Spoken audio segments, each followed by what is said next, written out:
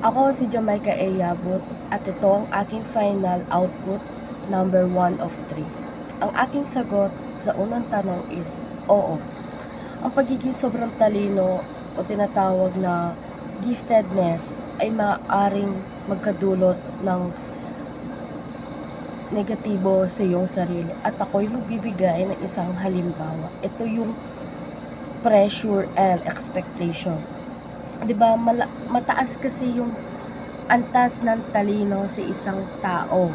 At yun yung kadalasang nagiging sanhi ng mataas at inaasahan mula sa pamilya, kaibigan, o kahit sino mang taong nakapalibot sa'yo.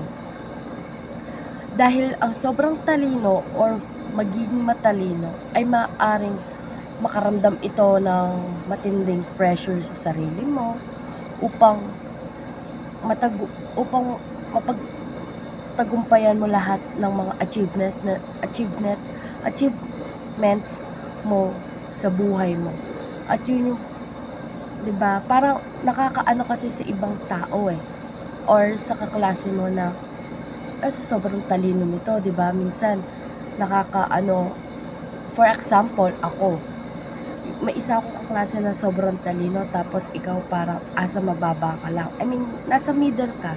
'Di ba? Parang makikita mo yung kaklase mo na sobrang talino tapos ikaw hindi ka nakakasabay. So syempre magkakaroon ako ng pressure, 'di ba? Sa sarili ko. Thank you.